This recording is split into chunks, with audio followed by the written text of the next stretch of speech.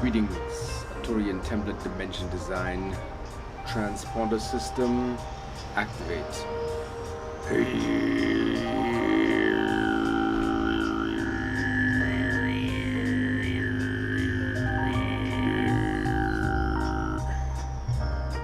Okay, time dimension complex 2, but I need a third gate. I need to be in the German woods.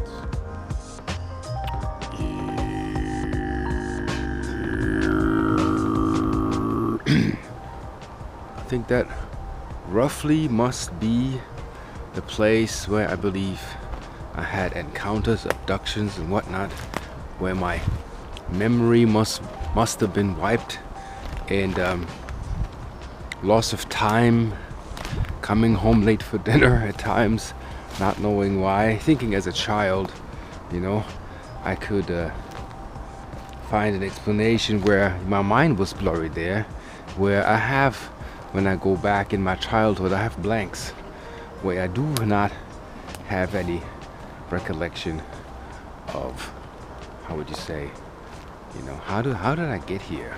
Or why? How was I at a fireplace? So we had fireplaces out here in the woods. See, they chopping down trees because it's overcrowding, and we don't have enough wildlife to keep that in control. So at times they come in and just chop it. So I just that's where I used to go in the German woods. Welcome. This is where I would find my peace. Well, I'd be left alone from the world. For that I had to go to a school shrink as well. Learn to socialize. Learn to take the burdens of the everyday life. When people would penetrate you and throw rocks at you, take your wallet, take your breakfast, and they tell you to endure. And I, as a child, said, I don't want to endure. So you have to go to a school shrink when you say, I don't want to be punished. I don't want to have to hear racial terms.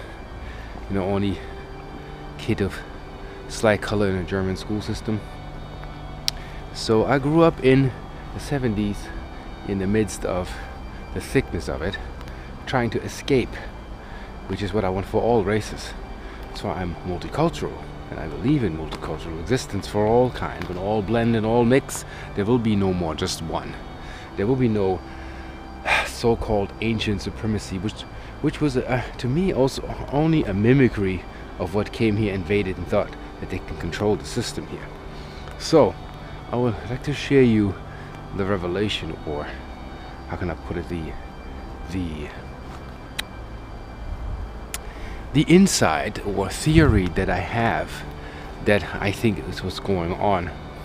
So I watched, first of all, there's no doubt that we're in contact with something that's further out than we are right now, and they are very cautious of how they do it. I believe there's a mixture or a mix-up of how they do it, meaning they're very cautious of how they connect with us. So if you have books like the Bible, the Gita, the Vedic texts, who's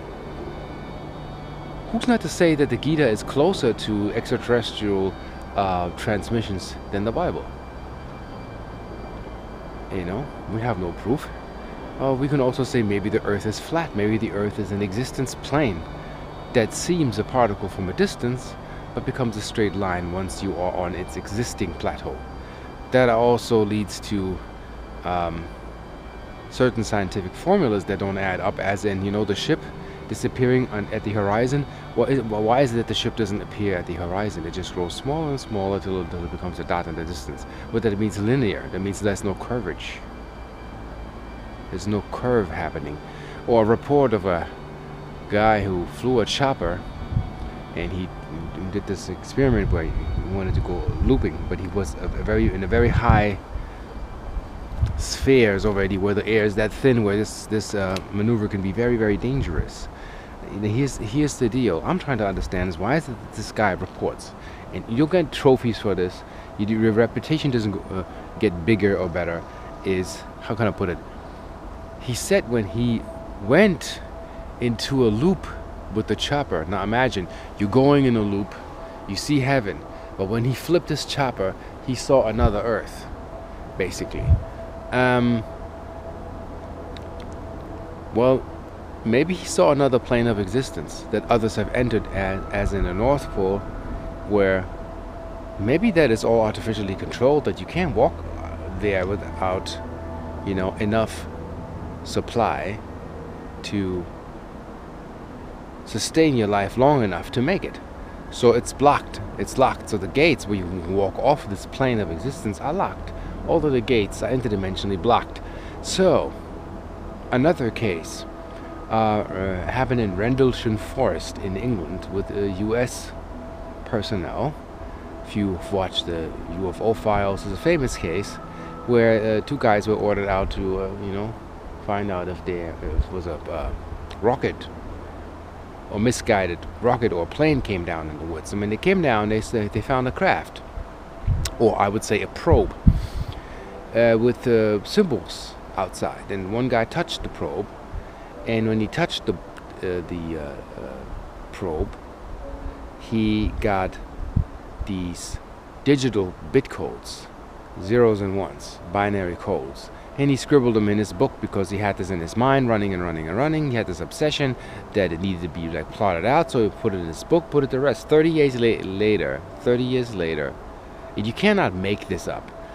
They put it in a computer, and it reads something like human exploration for planetary advance, and then it puts in coordinates such as Sedona, then you have Peru, and different other sites. High Brazil, the magical Ireland, Atlantis of Ireland, and you have America, basically South, North America.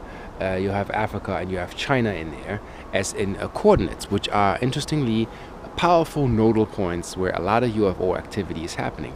So I pose this question: could it be that, and that's according to a storyline that I heard from Terence McKenna, that we are a fallen race? We were caught up in a time war. And when I say utter this theory, you must have an open mind. That maybe all the religions based on the myth after the magic disappeared have to be reconsidered, recalibrated, and reactivated once you come into the knowledge of who you really truly are.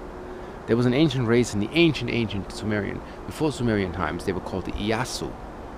Before Yeshua, Iyasu.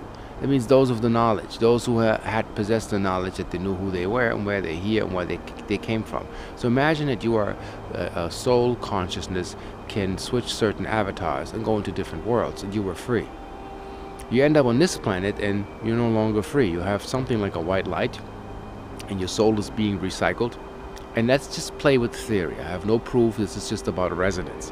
And there's a fake white light and a true white light. So the fake white light is this: when the Iyasu, who were controlled by a god, which was the Lord of the Word, the Lord of Command. The Bible says first there was the Word, and the Word was with God. It is an ancient Sumerian derivative of, actually, Enlil, who was the Lord of the Word, who had a brother named Enlil, who was a geneticist, who had the symbol of the snake, which is not, by the way, Satan, and not the Whisperer. He's the one who blew up basically the flock by going down to Eden and telling them, hey, this is controlled breeding here, you're being manipulated, and you're like us, you are free to go, my brother is just running you. And the brother said, whoever is in cahoots with my brother from the sky is in cahoots with the devil. That's why ancient Sumerian text, Enlil had a dispute with Enki. Enki fled to the Pleiades. The Pleiades were called Baal-Aidias. And when Ea fled, the mockery was put on Dea Baal, the brother Ea who fled to the Pleiades. Dea Baal, later on the Dibel, or the Dea Baal, or then later on the devil, is actually the word for my brother who betrayed me. That's what devil actually means. So we don't even know what to look at when we look at evil. But that's a story when you want to study the Terra papers, how deep that goes. Now back to me. Now back to the woods. Now back to me. Now imagine that probe that the soldier touched with the translation, planetary exploration, no, human exploration for planetary advance. Let's say, and then I have to branch into the Terence McKenna story. Something happened to Earth, and Earth got hit by what Terence McKenna called it a soliton. It's split into two. There's an ascended Earth and there's a fallen Earth. Now it's time for the ascended Earth to merge with the fallen Earth. But that means all the aspects of the things that we have done and the sins that we have committed have to be integrated now and dissolved, and we have to become one again. Because the actual ultimate twin flame is your higher self, which is, let's say, your futuristic self, which, okay, another note, I had a dream of I was, let's say, 50 to 100,000 years into the future, and I saw myself looking like this. I can change form, I can be blue, I can have a bigger head, bigger eyes. My IQ is like, I don't know, 2,000, and all of our IQs, all of us landed here, lost that. And I looked at myself saying to my older version as like, let's say Windows 6000 is talking to Windows 98, okay? And I'm saying to myself, you're doing a great job. We're doing the best we can to connect ourselves with ourselves to make this one again. Because it was a mess, and this mess has to be cleaned up or cleared up. So let's say the true royal UFOs that we see are spaceships, where we don't understand why they're that fast and why they coordinate. How about they do not travel a distance? And I'm saying that we have to stop thinking in a three-dimensional box, how long they would need to go from one planetary system to another. This has to do with light coordinates, light templates, and dimensional layers. Now let's say each tree that you see out here is a universe. And there's a space in between. And that space in between, let's say, is not dark matter. Dark matter is an invention so science can lean on something. Exploration in deep forest has now been concluded. Eight-dimensional timelines are now henceforth activated, aligned and recalibrated. 2016 is the year for a lot of interdimensional light connection and light razors and light highways connected to other universes as soon as we connect.